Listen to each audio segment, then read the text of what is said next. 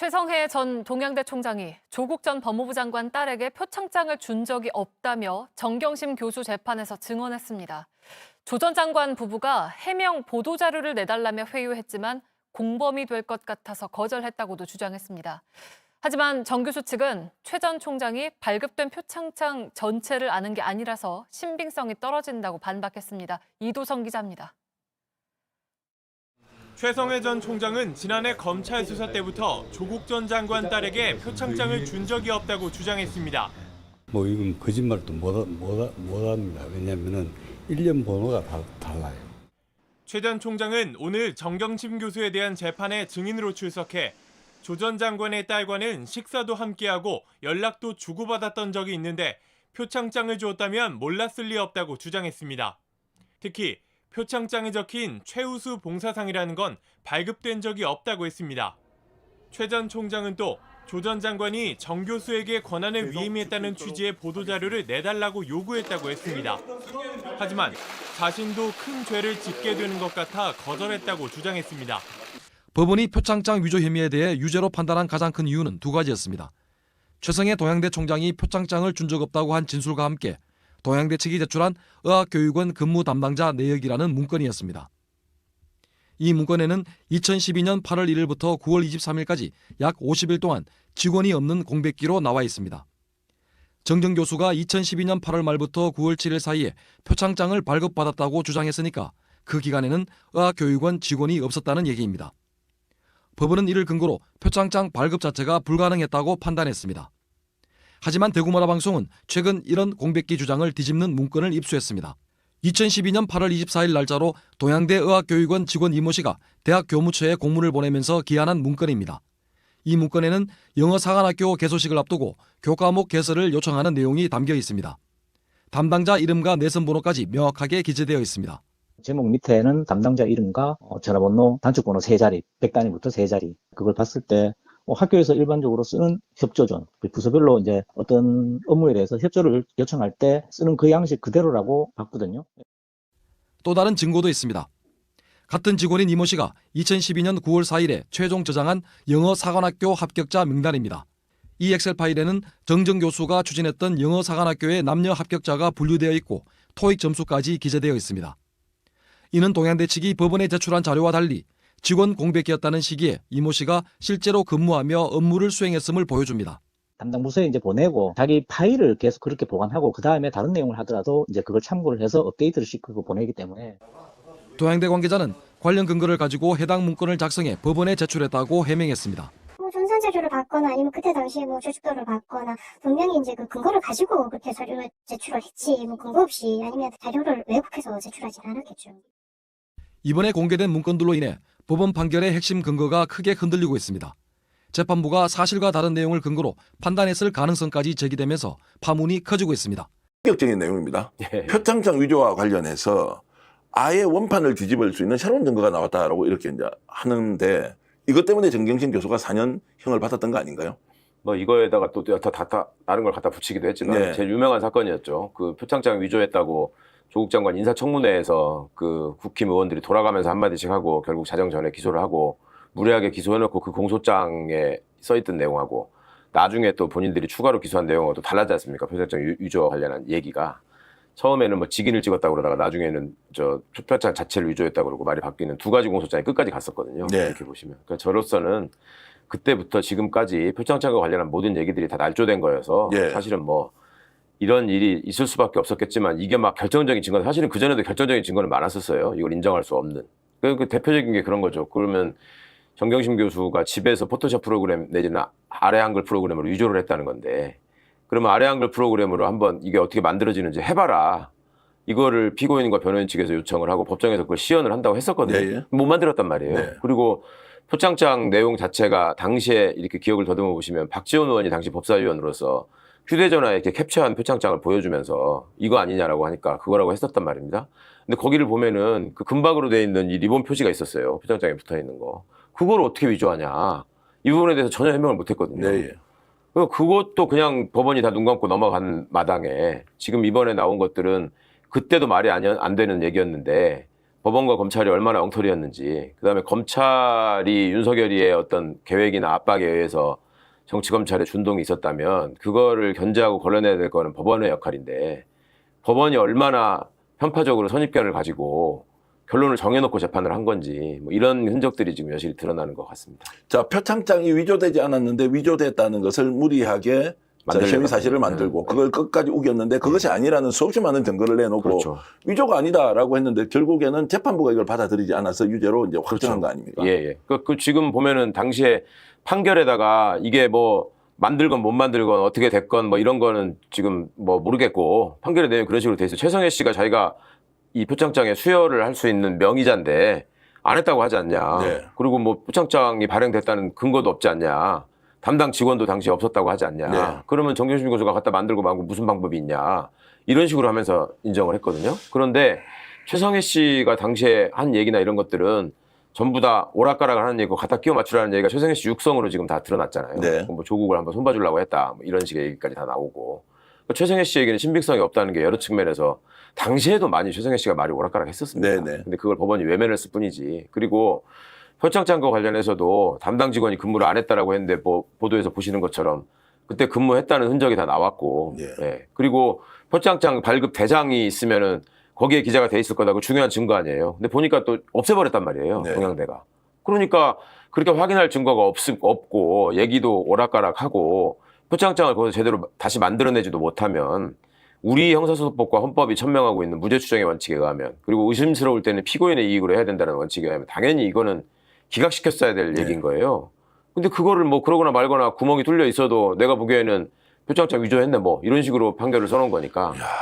정말로 심각한 상황인데 그런데 이제 저희들은 그 당시에 이제 이 문제가 있지만 어쩔 수 없이 뭔가 위조에 관여한 거 아니냐라는 막연한 이제 언론의 프레임에 다 네, 빠져가지고 그렇죠. 정경심 교수는 호소를 하더라도 구제를 받을 길이 없었다. 네. 자, 오늘 대구 MBC 신병철 기자의 보도에 의하면 그 당시에 직원이 없어서 네. 표창장을 위조를 했다면 정경심 교수밖에 없다라고 그렇죠. 했던 것이 네. 직원이 존재했다는 명백한 증거가 나왔고 네. 그 증거를 누가 내놓냐. 동양대에 동양대가. 근무했던 그렇죠. 분이 이제 이런 게 있습니다. 이거 조작 아닙니다. 라고 이제 나와버렸는데 자, 이렇게 됐다면 이 문제 어떻게 다시 바로잡을 수 있습니까? 당시에 이제 이 그 직원이 없었다라는 표를 그래서 동양대가 제출했었단 말이에요. 예, 예. 며칠 언제부터 언제까지 누가 근무했고 뭐 어쩌고 했는데 언제부터 언제까지는 사람이 아예 없었다. 근데 그 기간에 지금 근무한 흔적과 그 담당자가 직접 작성한 파일 같은 게 다 나왔잖아요. 예.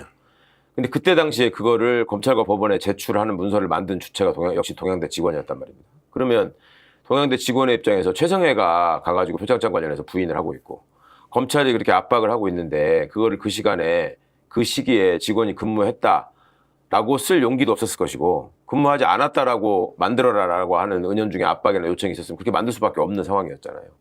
그게 지금 드러난 거고 이 관련자들이 법정에서 증언을 한 거를 위증으로 일단 고소하는 게 우선이 돼야 되고요. 그래서 그게 처벌을 받으면 재심 사유가 되거든요. 예, 예. 그럼 그 재심 사유에 의해서 재심 개시 결정을 법원으로부터 받아내야 되고 그거에 의해서 재심이 진행돼야 되는데 문제는 잘 아시는 것처럼 이 사건의 항소심 재판장이었던 엄상필 부장이 네. 이게 승진을 해가지고 엄상필이가 지금 대법관이란 말입니다. 예, 예. 그러면 사법부의 법원의 아주 못된 관행인데 항소심에서 관여했던 판결이 네.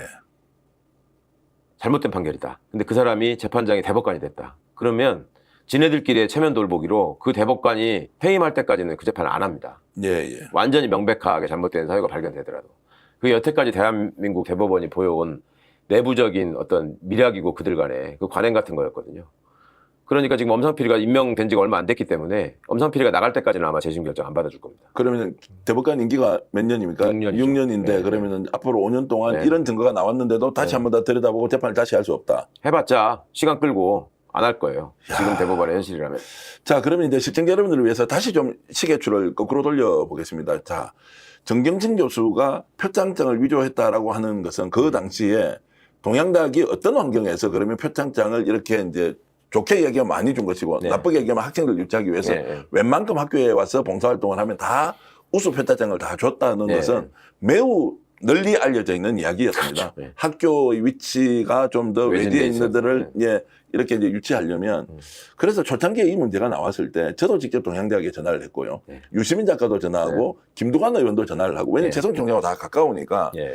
그래서 이게 왜 문제가 되냐라고 했을 때 첫 번째 반응은 아이고 좀 학교에 좀 부끄러운 일이긴 하지만 네. 이게 조작되고 이렇게 했을 가능성은 없고 행정 지원들이 뭐 이렇게 두루두루 만들어줬다는 거예요. 최승희 씨 얘기가요. 아니 최승희 씨 동양대 제가 쪽 이제 얘기가. 동양대 쪽에 예, 이제 예, 이야기가 아는 예. 분들이 있을 거 아닙니까? 그래서 이제 학생들 유치하려면 조금이라도 활동을 하면 이렇게 표창장을 준 것이다라고 했는데 이게 결정적으로 이제 뒤집어지는 게 최승희 총장이 내 직인이 있는데 나 그렇게 한 적이 없다라고 예, 해버렸단 예, 말이에요. 예. 그러면 왜 최승희 총장 그 당시에 봉사활동을 했던 조민이 동양대에서 분명히 그 내역이 있고 표창장이 행정 지원을 통해서 갔을 것이고 그것이 본인의 이제 지금 그 입학의 그 이제 일종의 그 활용이 됐을 텐데 이거를 최승희 총장이 1차적으로 부인을 해버렸단 말이죠. 네. 왜 부인을 했을까요? 라는 이제 질문을 좀 드리면 어떻습니까? 본인이 얘기하지 않았어요? 조국 정경심 문제가 지금 이렇게 커졌는데 네. 동양대가 연루가 돼 있는데 학교에 피해가 온다라는 식의 얘기를 예. 했고 조국 같은 사람이 대통령 되면 큰일 난다고 생각해서 자기가 이거는 뭐라고 했죠? 뽐때를 보여줘야 된다고 네. 했다고 그랬던가 뭐 그런 식의 표현을 했지 않습니까? 예, 예. 최승희 씨가 그 어떻게든 조국 정경심 부부를 수렁에 밀어넣겠다는 의도를 갖고 있었던 거는 네. 본인의 얘기로 다 드러난 것 같고 네. 또 하나 명백해야 될 거는 이 동양대에서 받은 표창장이 그 입시에서 가점 요인이나 아니면은 뭐 필수적인 요건 중에 하나를 채우는 걸로 전혀 반영되지 않았다. 입학 사정과는 상관이 없었다라는 거는 학교 측에서 여러 차례 확인을 해준 거. 그것도 다 드러났습니다. 그 맞습니다. 재판 과정에서 예. 제출이 되어 있는 그럼요. 거고요. 예. 네. 그럼 오로지 이 표창장을 그 동양대 측에서 안 만들었다고 하니 그러면은 정경심 교수가 만들 수밖에 없지 않냐라는 거 하나 가지고 그냥 한 건데 아까 길게 설명한 것처럼 동양대 측에서 안 만들었다라고 하는 거는 아니다. 당시에 담당자도 있었고 당시에 관행상 총장이 일일이 직인을 찍거나 확인하지 않았다라는 거 다 확인이 된 거죠. 그리고 어느 대학이나 총장이 직접 직인을 일일이 다 관리하면서 찍는 데는 없습니다. 실제 존재하지 않습니다. 그렇죠. 어느 대학에 그런 게 있어요. 요건만 맞추면 다 이렇게 해가지고 네. 학교를 이제 널리 홍보하기 위해서. 그리고 이 당시에 정경심 교수는 어학연구 소장이어서 네. 다 그거는 위임 어찌 보면 위임이 다 돼 있는 네, 상황이고 그다음에 우리 조민 씨가 거기서 외고 출신이고 영어를 잘하니까 네. 거기서 학생들을 위해서 봉사활동했다라는 것도 거기 목격한 교수님들도 있고 얘기한 사람도 있고 다 봐서 알고 있잖아요. 네. 그런데도 불구하고 표창장을 줄 일도 없었고 줄 받을 만한 사람도 아니었는데 엄마가 딸의 스펙을 위해서 위조해서 줬다. 또 그 와중에 그 일반 A4지에다가는 이게 인쇄를 할 수가 없어요. 그 리본 문제 때문에. 그게 해결이 안 되니까 표창장 용기를 훔쳐다가 줬다. 이렇게까지 했단 말입니다. 야, 자 그래서 이제 이 문제와 관련해서 제가 직접 전화를 해봤습니다. 네. 자 이게 지금 이제 MBC 보도 이전입니다. 이제 좀 사실을 좀 밝혀야 되는 거 아니냐. 네. 그 당시에 이 표창장이라는 거 우리 다 알고 있었던 것이고. 근데 예. 이게 무리하게 결국 최 총장님이 그렇게 해서 검찰에서는 잘 됐다, 저 죽이자라고 하는데 전형적으로 이용된 장면을 좀 이실직고하고 고백을 좀 할 필요가 있는 거 아니냐라고 이제 하니 이렇게 답변을 하더라고요.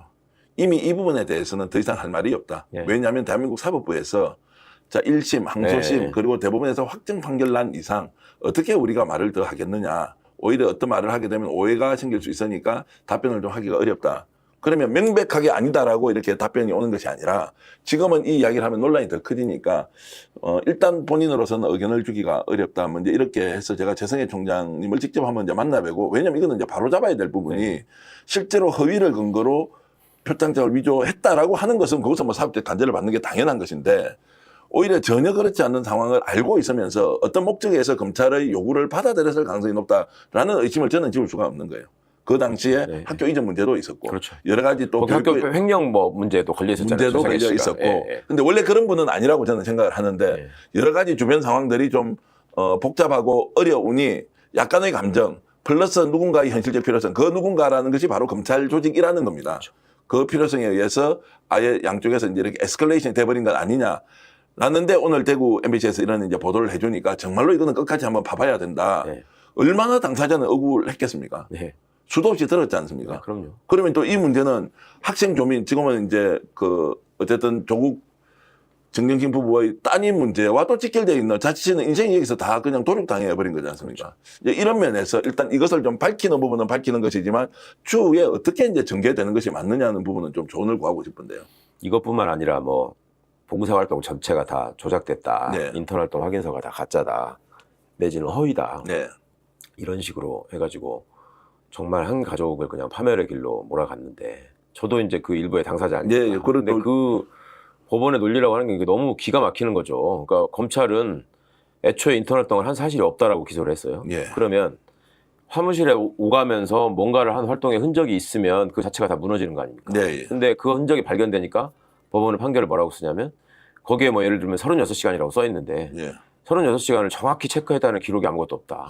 그럼 예를 들면 36시간 1분인데 예. 36시간이라고 썼어도 허위고 180시간을 했는데 굳이 180시간 쓸 필요가 없어서 36시간이면 충분하니까 36시간이라고 써서 제가 했다고 했더니 그것도 허위다 그러면 180시간이 아니지 않냐.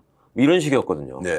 그러니까 조민 씨도 그렇고 조원희도 그렇고 다 똑같은 얘기였어요. 그러니까 이런 식의 막무가내식 판결 이런 것들이 바로 잡히려면 이 관련된 사람들 그다음에 이 또 증인들을 참고인들을 얼마나 압박했는지가 지금 다 드러났잖아요. 네. 그리고 이 관련해서 진술하고 이런 사람 중에 뭔가 그 얘기한 게 안 맞다라고 해서 기소한 사람이 제가 유일합니다. 예. 그래서 제 재판에서 저희 변호인이나 제가 그 문제 제기를 했죠. 예. 니들이 이게 표적 수사가 아니고 보복 수사가 아니라고 한다면 예. 그 많은 참고인들을 다 조사했는데 그거 다 처분이 어떻게 된 거냐. 그랬더니 예. 다 아직 조사 중이고 다 처분할 거래요. 아직도 아무 소식이 없어요.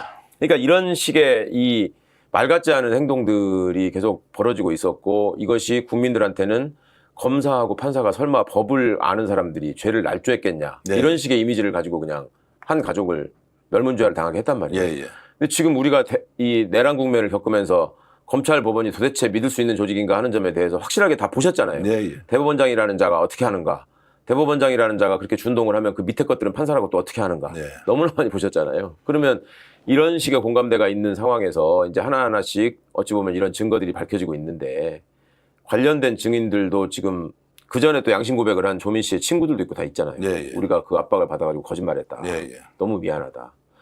그럼 이런 점들이 이제 살짝 밝혀져야죠. 밝혀져서 이런 것들을 바탕으로 재심이 이루어져야 된다고 생각합니다. 자, 사면복권이 됐기 때문에 끝난 것이 아니라 아니죠. 사면복권은 네. 그것을 가장 잘 아는 대통령이 네. 어쨌든 고도의 정책 판단을 한 것이고 네. 사실 하나하나가 이렇게 이제 나오면 어떤 식으로든 확인해 가야 되는데 지금은 이제 사법부에서는 이거를 해결할 수 있느냐, 재심 갈 수 있느냐라는 게 아니면 국회 차원에서 이 문제를 이제 제대로 한번 진상규명이라도 해보자라고 하는 방법은 없습니까? 난 뭐 그렇게 할 수는 있겠지만 네. 국회에서도 그런 얘기가 진행이 되면 또 확정 판결이 있는데 어쩌자고 이러는 거냐라는 얘기를 하는 사람들이 또 있을 네. 거예요. 그러니까 정상적인 방식은 우리가 이제 수사기관을 다시 재편하지 않습니까? 네, 예. 이제 국정기획위원회에서 다 대통령 보고 끝나고 대국민 발표까지 했고 예. 그러면 그 과정에서 과거에 이것들이 저질렀던 범죄적 행각에 대해서 한번 털어낼 필요가 있습니다. 예, 예. 그래야지 해체 후 재편성이라는 의미가 있는 것이지 그렇게 하지 않고 지금 대표적으로 저 방첩사 같은 경우에 과거에 보안사, 기무사가 하던 짓거리에 대해서 별다른 저기가 없이 그냥 넘어가니까 또 같은 짓을 반복하잖아요. 예. 그러니까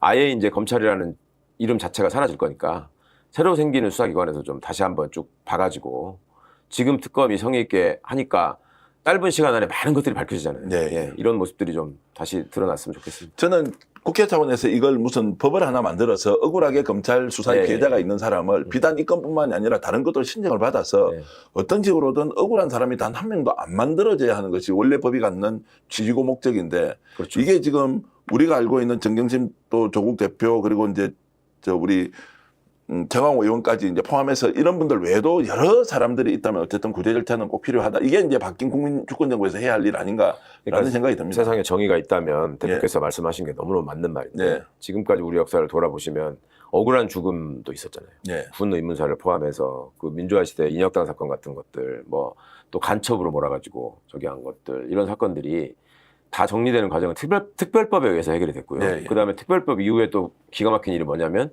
그 문제를 가지고 수십 년 이후에 이제 그 진실이 밝혀졌으니 국가가 배상해라라고 민사소송을 제기하면 시효가 끝났다고 또 다 기각해버립니다. 네. 그 과거에는 그런 문제를 제기하려고 하면 국가기관이 폭력을 동원해가지고 압박을 해서 문제 제기를 못하게 하다가 그게 사라져가지고 민주화가 진행된 시대에 법적인 절차를 통해서 회복을 하려고 하니까 이제 시간이 지나서 안 돼. 네. 이런 모습을 지금 대한민국 법원이 일관되게 보여왔거든요. 그러니까 이거를 근본적으로 뜯어고치지 않으면 네. 국회가 나서서 특별법을 만들고 뭔가의 그 국민의 여론이 이끄는 것만으로 해결되지 않는다. 이 법비들의 준동이라고 하는 게 뿌리를 뽑기가 상당히 어렵습니다. 지네들이 자기 부정을 하는 게 되기 때문에. 네. 예. 어쨌든 이제 이 문제에 대해서 딱 떨어지는 해법은 없지만 이 말씀은 좀 꼭 드리겠습니다. 윤석열, 김건희가 지금 구속되어 있는 것은 이 건 때문에 되어 있는 게 아니고 국정농단도 수도 없이 저질러 놓고 권력을 사유화시켜서 지금 감방살이를 하고 사형 또는 무기징역을 받을 것인데, 저는 지금 정경심 교수와 관련된 것, 최강호 의원에 대한 저런 이제 그 허위 조작 날조 수사와 관련된 부분이 버젓이 지금 이 사람들은 공직에 남아 있을 거 아닙니까? 그렇죠. 거기에 수사를 담당했던 수사관이든 검사든 네. 또는 판사든 또 출세하고 바깥에 나와서 변호사 개업하고 뭐 이렇게 있을 텐데, 이들이 있는 이상 이 조작 사건의 실적 진실을 이 사람들이 알고 있으면서 결국 짓밟고 넘어가는데, 그런 일이 다시 생기지 않도록 하기 위해서도 이것은 밝혀져야 하고, 그들이 했던 행위를 반드시 단죄해야만 우리의 정의가 바로 선다고 했을 때 정말로 이 사안을 어떻게 다루어가는지, 오늘은 여러분들께 문제 제기만 하지만 결코 여기서 물러서서 끝낼 일은 아니다라는 정도로 하고 다음 주제로 좀 넘어가겠습니다. 울산시장과 관련된 이제 또 문재인 전 대통령의 하명 사건과 관련된 게 이제 최근에 또 무죄 판결이 났습니다. 예. 이 사건에 대해서도 개요를 좀 설명을 좀 해주시죠. 예. 애초에 이제 이게 얘기가 됐던 게 울산시에서부터 이제 이게 시작이 되는데요.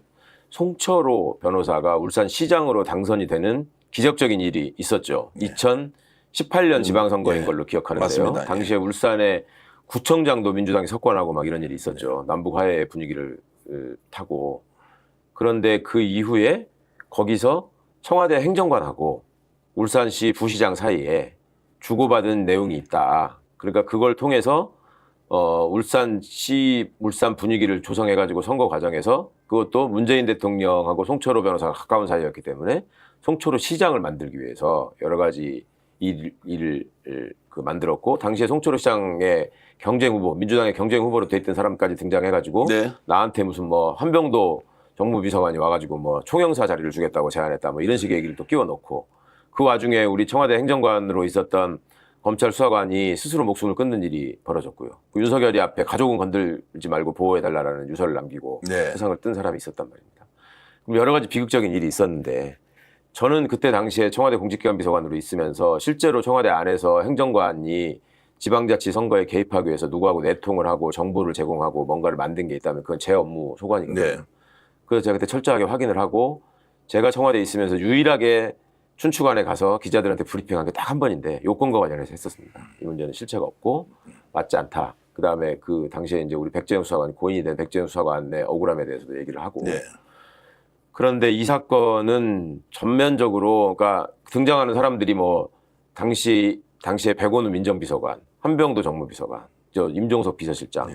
또 조국 민정수석까지 엮어보려고 했는데 그거는 실패했고, 그리고 또 이 울산시장 뭐 이런 분들은 물론이고 황운하 의원까지 끼워넣었어요. 네, 예. 황운하 의원은 당시에 울산 경찰청장으로 있으면서 소위 말하는 그 유명한 고래고기 사건과 관련해서 네. 검찰을 수사하고 있었단 말이죠. 그러니까 이런 여러 가지 공작과 보복적인 차원이 막 다 혼재돼 있어가지고, 황운하는 청와대 사람도 아니고 그 행정관하고도 모르는 사이고 부시장하고도 모르는 사이고 완전히 거기다가 그냥 갖다 맞춘 거예요. 네. 이때 당시에 제가 내부적으로, 이건 여기서 첫 말씀드리는 것 같은데, 당시에 이제 윤석열이 똘만이었던 박형철이가 반부패 비서관이라고 와 있었잖아요. 네. 이 건과 관련해서 제가 내부 조사를 쫙 해가지고 그 서버에 당시에 주고받은 메일들이 다 있는 걸 다행히 발견을 해가지고 네. 거기에 아무 상관이 없다라는 게 실체적으로 다 드러났습니다. 네. 그래서 그걸 근거로 제가 발표를 했던 거거든요. 그거를 박형철 비서관이 알고 저한테 오더니, 이거 뭐 이게 다 아니면 이거는 접으라고 해야 되겠네요. 네, 예. 그러면서 이거는 그러면은 황운하만 처벌하는 쪽으로 가야 되겠다, 이렇게 얘기를 해요. 네. 그래서 난데없이 또 왜 황운하냐. 네. 그러니까 황운하가 당시에 울산에 있었으니까 뭐 이런 식이에요. 그러니까 그때부터도 이것들이 뭔가를 지금 만들어가고 있구나 하는 제가 그 낌새가 있었는데, 나중에 또 황당했던 게 뭐냐면 조남관이라는 사람이 있어요. 나중에 대검 차장으로 있으면서 윤석열이가 총장으로 징계받고 직무정지되고 했을 때, 이제 그 추미애 장관, 윤석열 총장 시절에 중간에서 양다리 걸치고 왔다 갔다 하다가 윤석열 측의 간첩 역할을 했던 조남관이라는 대검 차장이 있는데, 조남관이가 동부지검장을 하다가 검찰국장이 됩니다. 네. 근데 조남관이가 있었던 동부지검에서 주진우나 이정섭이가 아마 만든 사건일 거예요. 이정섭이가 만든 사건일 겁니다, 이게. 네. 그런데 당시에 동부지검에서 또 김태우가 뭐 폭로를 했네 어쩌냐면서 했던 유재수에 대한 감찰 무마 사건, 네. 이런 게 있었잖아요, 금융위. 그게 동부지검에서 다 진행되고 있었거든요. 근데 그 감찰 무마 사건과 관련해서 박형철이 조사를 받고 왔었어요. 근데 가기 전에 뭐 내가 가면은 뭐 다 얘기 앞뒤가 다 저기가 다 명확한 얘기인데 이거 정리하고 오겠다고 하더니 예. 굉장히 표정이 안 좋아가지고 뭐 주말에 가서 조사를 받고 왔는데 월요일에 완전히 얼굴이 썩어 있어요. 그래서 너 왜 그러냐 그랬더니 가봤더니 앞서 조사받은 특감반원이나 특감반장들이 너무나 구체적으로 얘기를 해놔가지고 지가 되게 곤란했다는 거예요. 그러더니 그 주에 수요일인지 목요일인지에 동부에 가서 또 조사를 받아야 된다고 또 가야 된다고 그러는 거예요. 그래서 갔다 왔어요. 그럼 당연히 그거는 그 감찰무마 사건에 관한 조사를 받고 온 걸로 알았죠.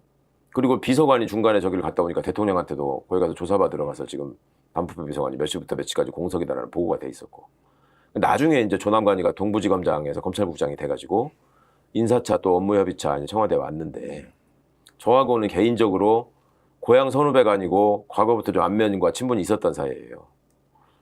거기서 저하고 둘이 있는 상황에서 저한테 저기 그 뭔가 하나 잘못 알고 있는 것 같은데 그래서 뭔데? 그랬더니 그 박형철이가 두 번째 와서 조사 받은 거는 우리가 오라고 한 게 아니다. 지가 왔었다. 네. 그러니까 제가 아까 말씀드린 그 수요일인지 목요일인지 네. 또 한 번 간다고 했던 걸 네. 얘기하는 거예요. 그래서 제가 너무 막 깜짝 놀랐어요. 그걸 아니 부르질 않았는데 갔다고 그랬더니 안 불렀는데 왔다는 거예요. 그때 가가지고 이 울산 사건 얘기가 시작된 거야. 네. 그러면 소설을 지금 저 박형철 반부패 비서관이 예. 만들어서 낸 겁니까? 그때 그랬을 가능성이 조남관의 얘기에 의하면 예. 그리고 박형철이는 또 공안검사 출신이거든요. 예. 선거 사건 이런 것들 많이 해봤단 말이에요. 그리고 나중에 또 박형철이 저한테 와가지고 또 한 얘기가 있다고 제가 말씀드리지 않았습니까? 네. 이런 점을 볼 때 저는 박형철에 대한 강력한 의심을 할 수밖에 없다. 이 사건을 만들어내는 데 있어서. 그리고 이 일이 벌어지고 있던 상관에 윤석열이네 집에 가가지고 아크로비스타에서 김건희가 저기 술 따라주고 윤석열이가 고기 구워주는 거 먹고 왔다는 얘기를 저한테 또 했었거든요. 그 그러니까 당시에 박형철이가 아크로비스타 가서 이제 예, 삼겹살 예, 구워주는 거 먹었다. 동부에 가서 주말에 수사받고 뭐 어쩌고 예. 하는 와중에 그러니까 그런저런 점들을 종합을 해보면 그때 박형철이가 좀 갈등을 하다가 윤석열의 태도나 여러 가지 상황을 보고 윤석열 쪽으로 붙는 게 낫겠다라는 생각을 했는 거 아닌가 그런 의심을 제가 강하게 갖고 있습니다. 와, 그러면 이제 이 내용도 지금 어떻게 이제 밝혀질 수가 있습니까? 어쨌든 이제 수사를 해서 1심에서는 유죄가 났고 항소심에 무죄가 났고 대법원 이제 확정 판결이 무죄로 끝이 났는데 네. 그 무리한 수사와 기소의 중심에는 윤석열이 있었다. 그렇죠. 라고 우리가 당연한 볼 수 있는 것이고, 거고 예. 그걸 그러면은 지금 주도적으로 진행할 때 그 당시 청와대에 파견돼 있던 이제 박형철이가 주도해서 이것을 아예 이제 기획해서 이렇게 갖다 줬다. 윤석열과의 어떤 공모 하에 예. 기획을 해서 사건을 만들어서 갖다 준 거 아닌가 하는 예. 강력한 의심이 있다는 거죠. 그리고 그때 이걸 담당했던 자들이 공교롭게도 나중에 그렇게 다 문제가 있는 걸 밝혀낸 이정섭이나 네, 예. 그 전에 또 황교문 장관 사건 같은 경우도 역시 동부에서 했는데 그것도 주진우가 만든 사건이거든요. 네. 그러니까 이런저런 점들을 보면 이것들이 요소에 있으면서 사건들을 만들어내고 그런 것들을 통해서 문재인 정부의 어떤 흠집을 내기 위한 집요한 시도들을 했다. 그리고 이걸 많이들 디테일을 잊어버렸을 텐데 원래는 울산에서 수사를 시작했었어요. 예, 예. 근데 얘들을 다 불러 올린다고 서울로. 예. 예. 그렇게 해서 사건을 키우거든요. 예, 예. 그래서 동부로 온 겁니다. 이게 울산에 있다가. 자, 지금 우리가 추론해보면 그 당시에 이 사건을 이렇게 키워서 무리하게 만들어갔던 저 박형철의 이제 이런 보고도 있었겠지만 윤석열은 어떤 목적으로 이렇게 한 겁니까? 본인의 정치적 미래를 위해서 당연하죠. 예. 문재인 정부를 흔들고. 예. 예. 그다음에 민주당의 어떤 도덕성이나 이런 거에 흠집을 내고. 네. 그다음에 정부 관련자들 당시에 이 사건을 통해서도 원래 노렸던 거는 조국 임종석이었어요. 예. 네. 왜냐하면 거기가 당시에만 해도 다음에 유력한 대권 후보가 될 수 있다라는 얘기가 있을 때란 말이에요. 예. 그러니까 이 사람들한테 또 뭔가 상처를 내려오는 의도가 있지 않았을까. 지금 와서는 그런 생각이 드는 거죠. 지금 이때가 저 검찰총장으로 퇴임하고 난 아니, 뒤입니까? 총장은 한참 할 때죠. 한참 하고 있을 예, 때잖아요. 예. 그러면 그때는 대통령실 지금 이제 그 당시에 청와대 쪽에서 멤버들이 여러 차례 아크로비스타 가서 삼겹살도 구워 먹었다, 양 누구도 있었다, 뭐 주 누구도 있었다, 뭐 누구 뭐 이름을 제가 이제 들은 분들 다 실명으로 이제 거론하기는 어렵지만 굉장히 돈독한 관계를 그렇죠. 지문정 민주당 의원들도 부부간에 아크로비스타 가가지고 예. 윤석열 부부랑 뭐 고기 먹고 술 먹고 온 사람들도 꽤 있었고. 그럼 그렇게 액션을 하면서 다른 한쪽으로는 어떤 사람 죽이자라고 마음을 먹으면 이제 죽이는 일도 나서서 거기에서 제거 작업을 했다. 그러니까 이쪽으로 이제 그 연막을 피우고 예, 예. 친하게 지내는 것처럼 해서 연막을 피우고 김한수를 쓰면서 예. 이쪽으로는 그런 공작들을 차례차례 해나가고 있었던 거 아닐까. 와, 정말로 참 무섭습니다. 나쁜 놈들이에요, 진짜로. 아니 그 악당들이에요. 어떻게 권력을 이렇게 하면서 없는 사실을 만들어내서 죽이라고 하면 다 집단적으로 그냥 뛰어들어서 특정인을 저렇게 매도하고. 그래서 보이는 현상이 지금 김건희가 그 목걸이 관련해서 거짓말 하는 거 보면 예. 말 같지 않은 얘기를 만들어서 예, 하잖아요, 예, 정말로. 그게 지들이 말 같지 않은 거를 조작해가지고 표창장도 그렇고 이런 건도 그렇고 해가지고 법원에서 유죄가 나오니까 얘들은 자신감도 있고 관성도 붙은 거예요. 네. 그래 이렇게 하면 된다. 그리고 언론에다가 이렇게 해서 기사 쓸 것처럼 쓸 수 있게 먹잇감으로 던져주면 또 막 이렇게 만들어내고 네. 그러면은 여론을 금방 조성할 수 있고 국민들을 속일 수 있고 그러면 우리가 다 좌지우지할 수 있다. 자, 대법원에서 지금 이제 무죄 판결을 받았습니다. 이러면 이제 이런 피해자들은 어떻게 구제받을 수 있습니까? 이제 국가배상 청구도 할 수 있고 예. 형사보상법에 의해서 보상도 받을 수 있고 한데 굉장히 그건 미미한 거고요. 결국 이런 사건들을 이렇게 날조해낸 자들에 대한 이것도 이제 수사가 필요한 부분이죠. 실제로 이제 수사가 가능하겠습니까? 어떻습니까? 이제 이 부분도 전형적인 조작 수사 그렇죠. 중에 하나고 예. 그 당시에 관여했던 검사들, 지검장 그리고 이제 예. 청와대에 있었던 박경철 이런 사람들을 수사하려면 이제 시민단체가 고발하면 수사를 할 수가 있습니까? 그렇죠. 새롭게 이제 만들어지는 이제 검찰 해체 후에 수사기관에서 예. 이런 점도 맘만 먹으면 할 수는 있죠. 근데 이제 시간이 오래돼서 여러 가지 증거가 인멸이 됐겠고 그렇지만 지금 이 특검의 수사 결과나 앞으로 이제 이재명 정부가 어떤 모습으로 국민들의 지지를 계속 보이느냐에 따라서 이것도 충분히 재수사를 통해서 진실이 밝힐 수 있는 얘기죠. 동부지검이 전형적으로 이런 사건 수사를 많이 하는 모양이죠. 제가 이제 다른 취재를 통해서 정대택 회장이나 네. 그다음에 지금 노덕봉 회장과 같은 이제 이런 분들이 재원순 통해서 엄청나게 피해를 보고 억울하게 옥살이를 한 것과 동시에 재산도 다 뺏기는 이런 일에 다 조작질을 보니까 동부지검에서 주로 많이 하더라고요. 뭐 주거지가 그쪽이어서 그런지 그런 모르겠죠. 점도 있고 예. 이제 남부가 예를 들어서 금융 관련 수사를 네, 하잖아요. 금조부도 거기 있고. 네. 근데 이제 조작질이나 뭐 이상한 거야 기본적으로 중앙지검이 많이 하죠. 네. 근데 소위 이 인지 사건과 관련해서는 당시에 동부에 윤석열의 똘마니들이 많이 있었어요. 네, 그러니까 예. 그쪽으로 보낸 거죠. 그리고 그 당시에 이제 나오는 데가 몇 군데 안 돼. 동부하고 수원하고 대전. 네. 대전에 또 이두봉이가 있었잖아요. 예, 예.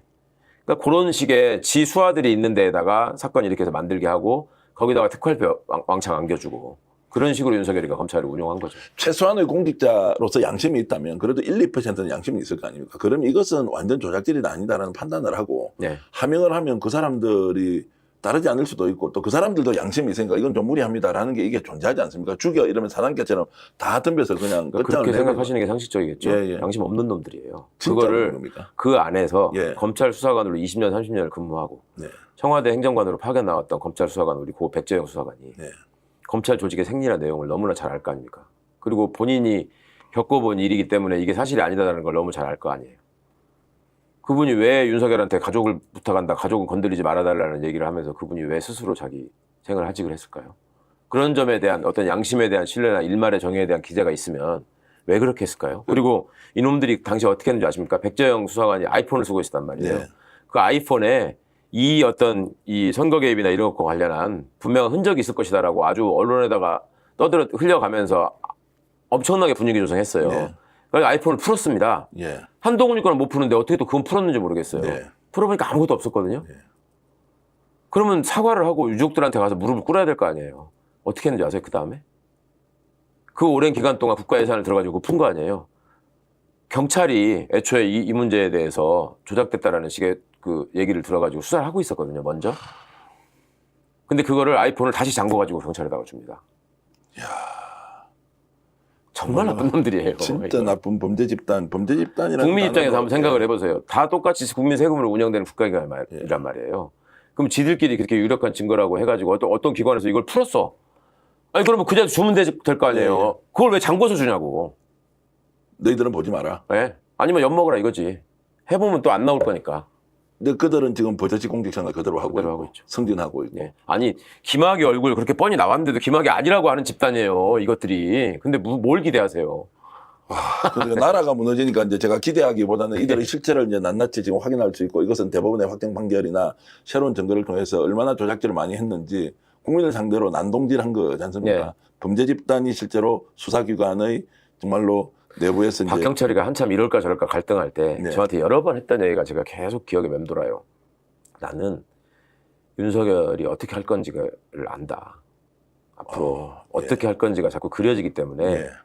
제발 조국 수석님이 장관 후보자에서 그냥 내려왔으면 좋겠다라는 얘기를 했어요. 네. 그거는 그런 식의 분위기를 통해서 조국 장관이 그만두게 하려고 하는 의도도 있었지만 다른 한편으로 이 윤석열이와 그 집단이 얼마나 지저분하고 더럽게 만들어가면서 수사를 하는지를 제일 잘하는 게 박경철이기 때문에 할 수 있었던 얘기라고 저는 생각하거든요.